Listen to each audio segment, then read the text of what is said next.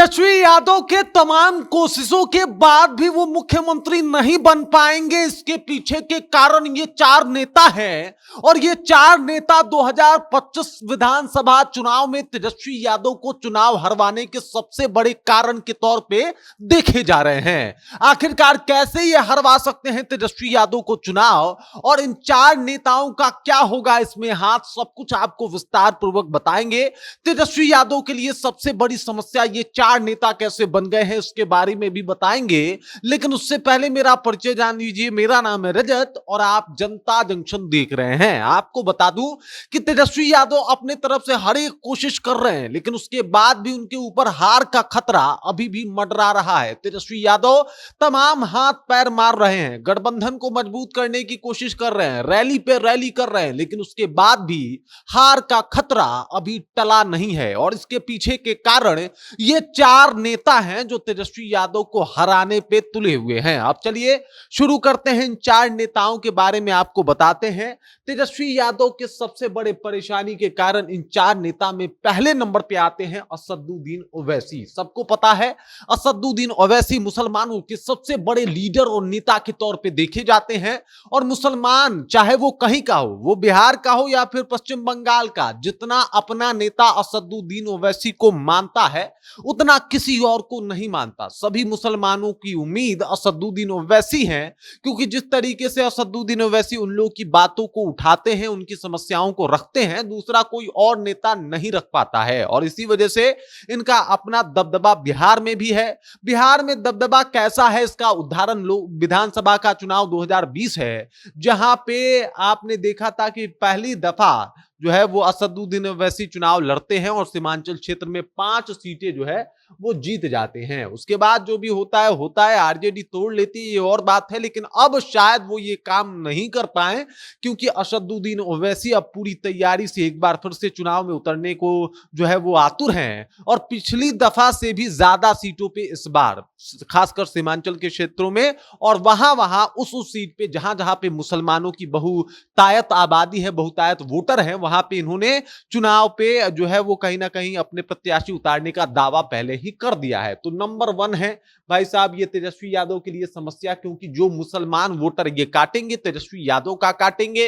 Tejashwi Yadav RJD MY समीकरण के बदौलत आज तक जीतते आई है और उसमें एम का जो बंटाधार है वो आधा तौर पे जो है, आधा डैमेज जो है वो यहां पे आपको देते हुए दिखाई दे रहे हैं असदुद्दीन ओवैसी। दूसरे नंबर के नेता हैं प्रशांत किशोर। अब देख लीजिए प्रशांत किशोर कैसे डैमेज देंगे, आधा डैमेज देंगे असदुद्दीन ओवैसी और आधा डैमेज देंगे प्रशांत किशोर, क्योंकि प्रशांत किशोर ने मुसलमानों के लिए अलग प्लान बना के रखा है। मुसलमानों की बात कर रहे हैं कि भाई हम 40 कैंडिडेट मुस्लिम कैंडिडेट उतारेंगे, क्योंकि भाई उनकी जितनी हिस्सेदारी है वो उनको मिलना चाहिए। अब ये 40 जहां जहां से मुसलमान कैंडिडेट उतरेंगे, जाहिर सी बात है आरजेडी भी वहां से चुनाव लड़ेगी और हर एक जगह पे मुसलमानों का वोट जो है वो आसानी से प्रशांत किशोर काट लेंगे। मतलब रहा सहा कसर जो असदुद्दीन ओवैसी से बच जाएगा उसे पूरा कर लेंगे प्रशांत किशोर। अब 18% वोट जिसके बल पे आज तक उछलते आए हैं तेजस्वी यादव, तो भाई वो तो कहीं ना कहीं कमजोर पड़ जाएगा। 18% वोट में इनको कुछ वोट ही मिल पाएगा और ऐसे में ये बड़ी समस्या है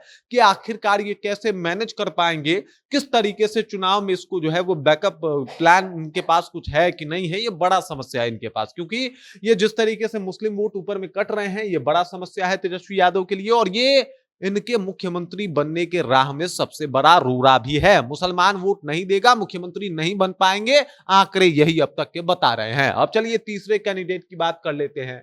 देख लीजिए हमारे यहां जो दलित वोटर हैं उनके लिए एनडीए के पास ऑप्शन है। वो जिस नेता को लेके चल रहा है, चिराग पासवान है, जीतन राम मांझी हैं, दलित वोट को अपने पक्ष में रखने के लिए। लेकिन दलित वोट जो कटेंगे, मान लीजिए जो एनडीए से नाराज हैं वो चले जाते महागठबंधन को जाके वोट दे देते, लेकिन जो एनडीए से नाराज है वो महागठबंधन में ना जाके किसी तीसरी पार्टी को चुन ले, तो इसका नुकसान किसको होगा?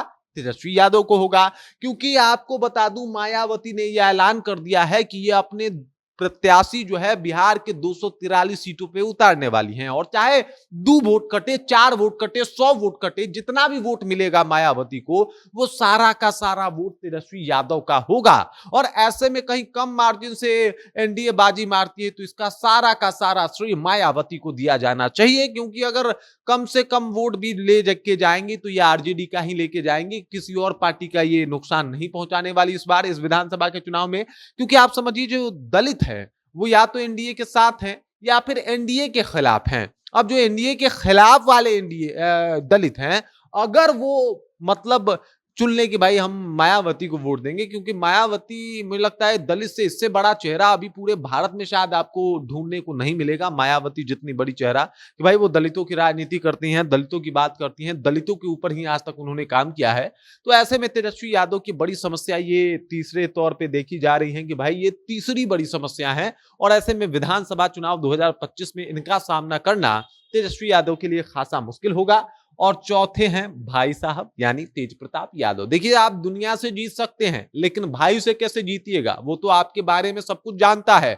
मजे की बात यह है कि लालू यादव के बेटे आप भी हैं, लालू यादव के बेटे तेज प्रताप यादव भी हैं, और इन्होंने दावा किया है कि कई जगहों से ये अपने प्रत्याशी उतारेंगे। और जहां जहां पे जो प्रत्याशी इनके उतरेंगे और जितना भी वोट मिलेगा, मान लीजिए इन्होंने यादव प्रत्याशी उतारा और यादव को जितना भी वोट मिला, उनको ट्रांसफर हुआ, वो सब वोट आरजेडी का होगा। और ऐसे में वो सब वोट काट के लेके चले जाएंगे तेज प्रताप यादव। तो अगर आप अब इसके उलट समझिए इस बात को कि तेज प्रताप यादव को जितना भी वोट मिलेगा वो सारा का सारा वोट आरजेडी का ही तो होगा।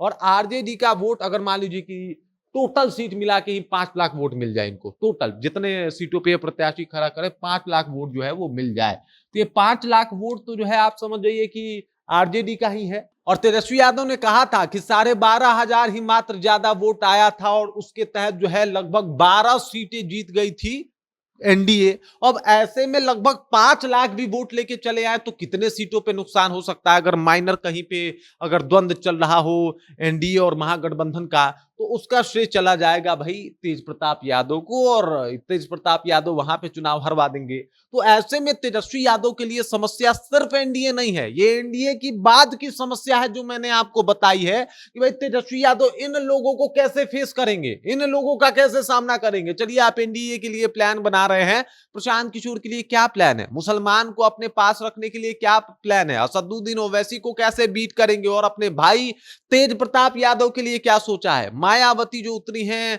ये बता के कि भाई दलितों की मसीहा हैं, तो उनके लिए आपने क्या सोचा है। और ऐसे में हर मुद्दे पे तेजस्वी यादव घिर रहे हैं। इसी वजह से मैंने बोला था ये 4 जो नेता हैं वो तेजस्वी यादव को मुख्यमंत्री नहीं बनने देंगे। आपको क्या लगता है, कमेंट करके अपना विचार हम तक पहुंचा दीजिए। बाकी आप देख रहे हैं जनता जंक्शन और मेरा नाम रजत है।